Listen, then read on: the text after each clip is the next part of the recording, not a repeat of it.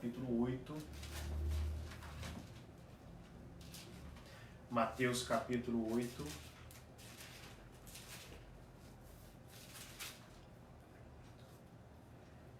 Versículo de número 23. A segunda tempestade. A primeira tempestade é aquela que eu entro por conta própria. E as consequências estão aí.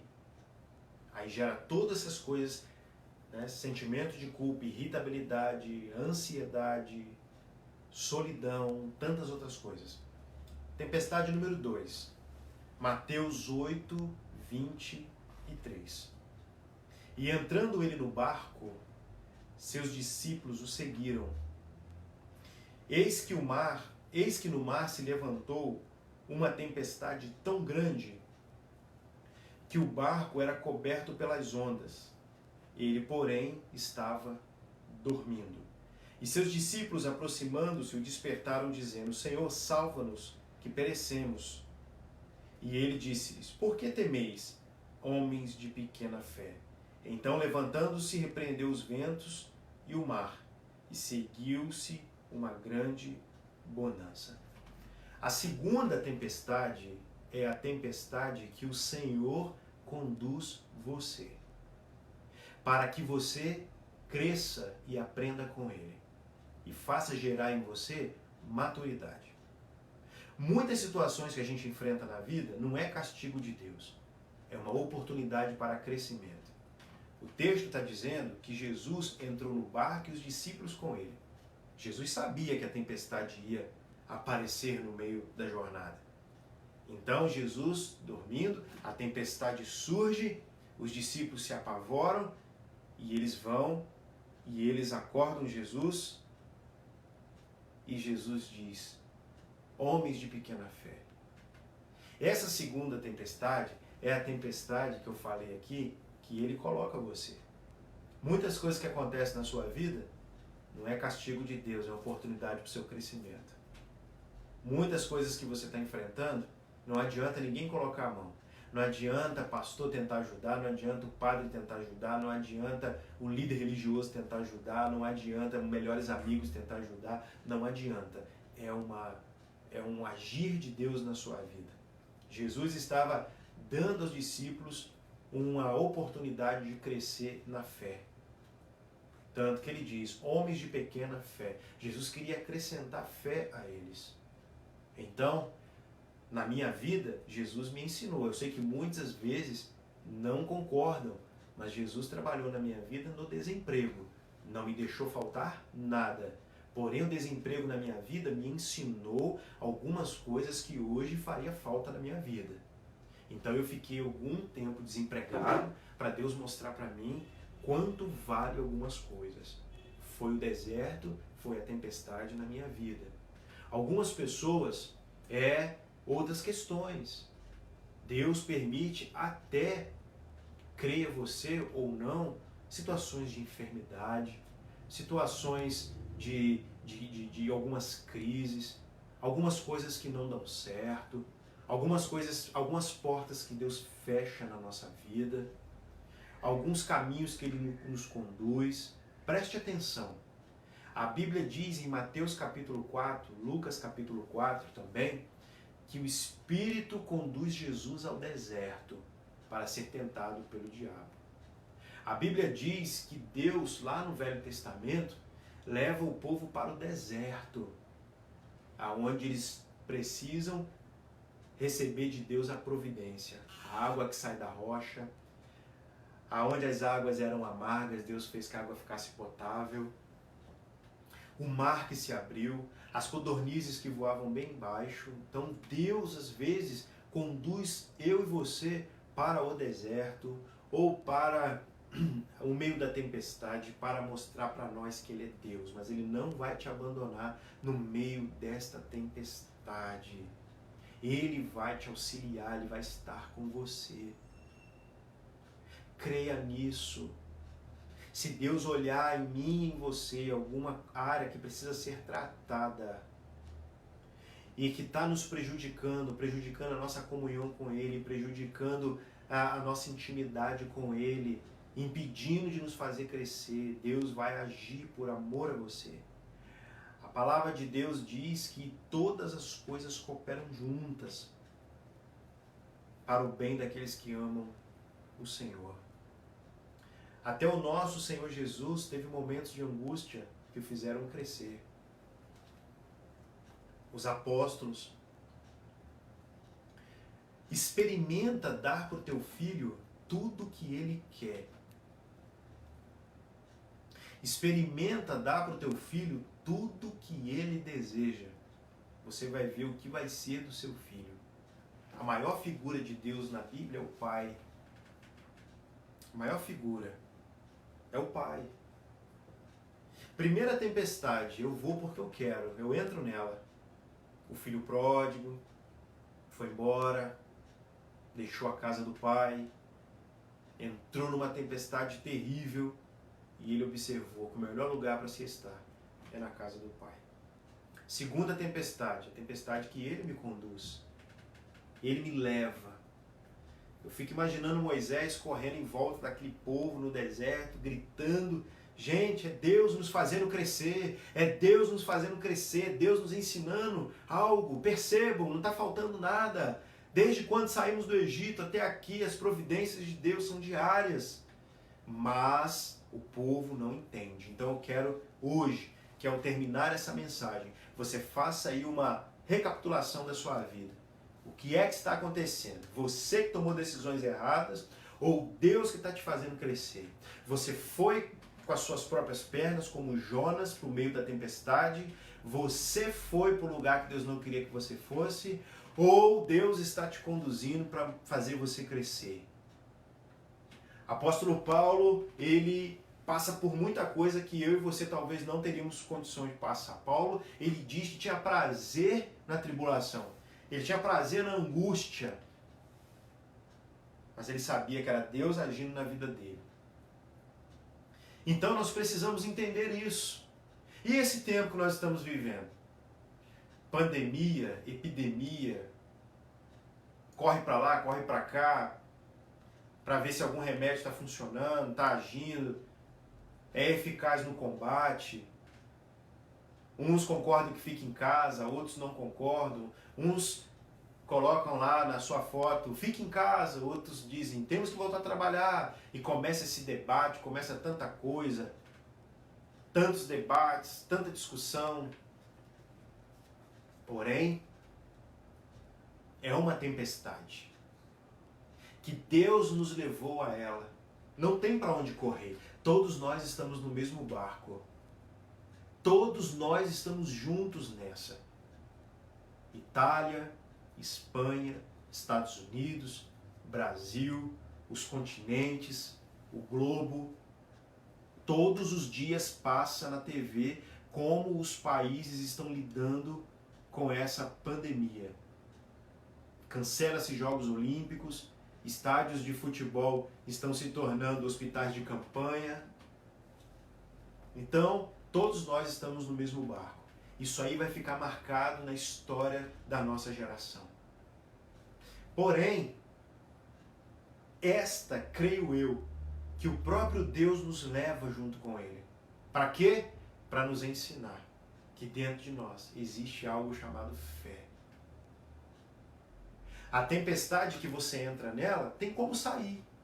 Reconheça, se arrependa, ore, peça a Deus para te ajudar com essa consequência aí que você está enfrentando.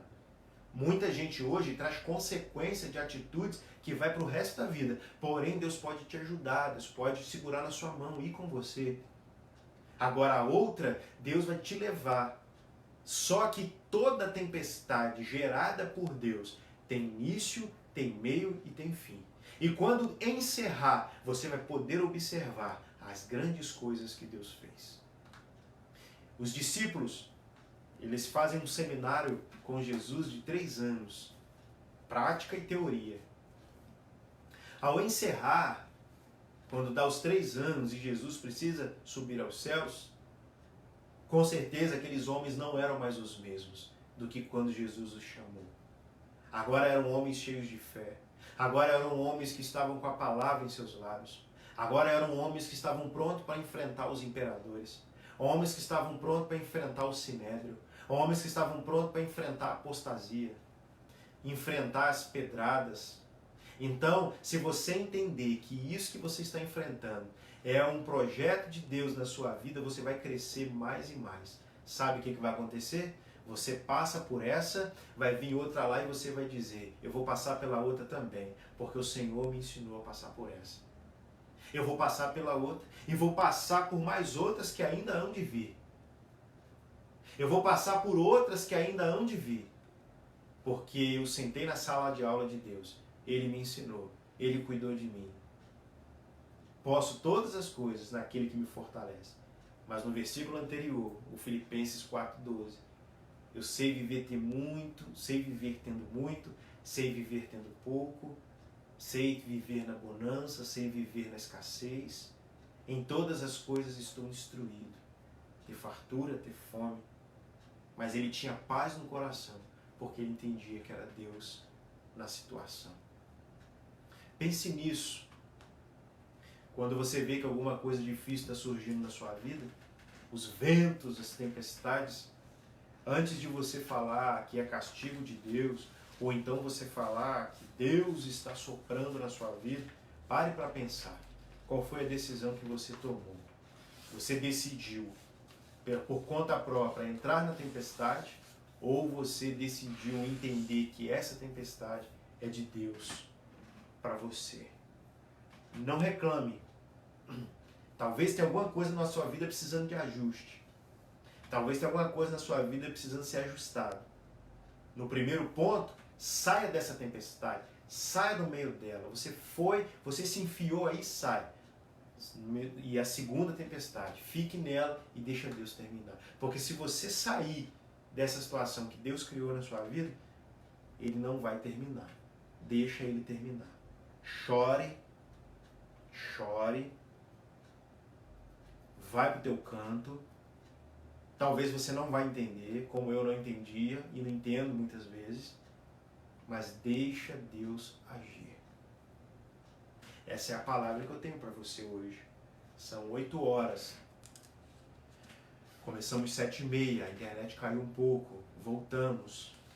Mas o meu desejo, como pastor, é passar por aqui, pela live, pela internet, o que eu passo para os irmãos aqui da igreja. Quando eu recebo pessoas que vêm conversar comigo, e às vezes eu tenho que ser duro e dizer para a pessoa, mas Deus não tem culpa nisso aí. Você tomou suas decisões. Em outra parte, eu digo para a pessoa, eu não posso fazer nada. Isso é um agir de Deus na sua vida para melhorar você. Melhorar como servo, melhorar como pai, melhorar como filho, melhorar como esposo, melhorar como esposa, melhorar em vários âmbitos, várias áreas. Então tem coisa que não adianta. Pastor, ora por mim e pede para Deus tirar esse negócio daí. Não, eu não sou louco de fazer isso. Até porque nós, pastores, não somos super-homens e nem podemos tirar aquilo que Deus colocou. Tá bom? Então, nós aprendemos aqui hoje as 2 tempestades e o que é que nós temos que fazer nas 2. Ok? Não esqueça que na primeira é necessário arrependimento. Na primeira é necessário humildade. Na primeira é necessário falar como Jonas. Eu estou aqui porque eu vim para cá. Eu comprei a passagem para a cidade, para outra cidade. Não foi a que Deus mandou. Tanto que ele se arrepende, lançam ele para fora do navio. O grande peixe leva ele até Nínive. Lá ele prega a palavra de Deus, que ele não queria pregar. Ele decide obedecer a Deus. E a Bíblia diz que o arrependimento em Nínive foi tão grande que até os animais jejuaram. Mostrando para nós que às vezes consequências vêm e esse não era o projeto de Deus. Mas Jonas se rende ao projeto de Deus. Então se renda ao projeto de Deus. Se renda, se arrependa, confesse, volta atrás, seja humilde. E na segunda, pare, fique quieto, deixe ele terminar. Ele está fazendo você crescer, está mexendo na sua estrutura, está gerando raízes em você. A palavra de Deus diz, fundados e arraigados em amor, sua fundação, sua raiz, para quando vier o vento, vir a tempestade, não arrancar você. Deus é bondoso demais. Ele vai nos tratar como um verdadeiro Pai. Ele pensa em mim, pensa em você. Tudo que nós vamos passar tem um propósito de Deus, a não ser que você vá por conta própria fazer o que não é para fazer. E tem muita gente passando por isso, inclusive eu já passei. Existem consequências na minha vida que épocas que eu tomei decisão por conta própria. Então pare antes, pense antes, cuidado com o que vai falar, cuidado com as suas atitudes, cuidado com as suas ações, cuidado quando você estiver nervoso, cuidado quando você estiver estressado, cuidado, muito cuidado. Eu, pastor Marcelo, por exemplo, não gosto de tomar decisões importantes no final do dia, porque eu estou cansado, eu estou cansado pelo dia, pelo trabalho, minha mente ela está cansada, a chance de eu errar é muito grande. Então eu espero o dia amanhecer, a mente mais oxigenada, parar, pensar, orar. Por que Deus mandava o maná pela manhã? Porque pela manhã há aquele momento com Deus. Quando eu oro pela manhã em casa antes de sair, peço a Deus direção para os meus gastos, para as minhas palavras, os lugares que eu vou pisar. E no outro dia, aí eu já penso melhor. Amado, querido, que Deus te abençoe. É uma mensagem breve, nós não temos aqui o período do louvor, porém é uma mensagem breve que o meu desejo é que fale ao seu coração e que a partir daqui você tome cuidado, pare. Talvez hoje ainda você estava se preparando para tomar uma atitude que sequer você orou, sequer você esperou, sequer você analisou, se empolgou e depois vem a consequência. Seja ela qual for, cuidado com quem quer acessar sua vida, cuidado com alianças financeiras, cuidado, muito cuidado, cuidado para entrar em sociedade, cuidado, muito cuidado, cuidado ao abrir as portas da sua vida para o que quiser entrar, para depois você não chorar e dizer que foi Deus. Não, não foi. Tem coisa que não é nem o diabo. As pessoas põem culpa no diabo. O diabo também não fui eu. Você fez por conta própria. Deus te abençoe. Quero orar com você. Mais uma vez eu repito. Não é fácil fazer um culto olhando para um aparelho. Não é fácil pregar olhando para um aparelho. E você está aí na sua casa me assistindo. Eu estou aqui, depois eu vou assistir, né? Eu vou me assistir depois pregando. E eu creio também nessa palavra que eu estou pregando. Eu creio nela. Senão eu não estaria aqui. Tá bom? Então eu quero fazer duas orações. A primeira oração eu quero fazer para você que hoje está triste, que hoje está colhendo amargura, que não esperou para decidir. Para você que não esperou uma resposta do Senhor. Para você que se empolgou. Seu coração tá, toda vez que você pensa nisso, te dá uma tristeza profunda. E eu vou fazer a segunda oração. Para você que está achando que a mesa do oleiro está dura demais. E aquilo que Deus está fazendo na sua vida está pesado demais. Cuidado, porque a Bíblia diz que não vem sobre nós algo que nós não possamos suportar. Tá bom? Então eu vou orar por esses dois. Tá ok? Então a primeira oração é para você que hoje está lamentando uma consequência. Tá bom? Vamos orar. Ó Deus Todo-Poderoso, eu quero orar, Senhor, baseado na decisão de Jonas e baseado também no que esse irmão, essa irmã está passando. Uma palavra simples, uma palavra direta, mas que com certeza tem falado aos nossos corações. Senhor, talvez tenha alguém me assistindo que está colhendo uma consequência, Senhor, de uma decisão de não esperar, uma decisão, Senhor, talvez de não aguardar uma resposta, de não conversar com alguém sábio, de não procurar uma ajuda. uma decisão egoísta, uma decisão por vontade própria, assim como a de Jonas. E talvez essa pessoa hoje, numa situação que já passou anos, e isso machuca. Isso, Senhor, faz com que essa pessoa fique, Senhor, entristecida, preocupada, angustiada.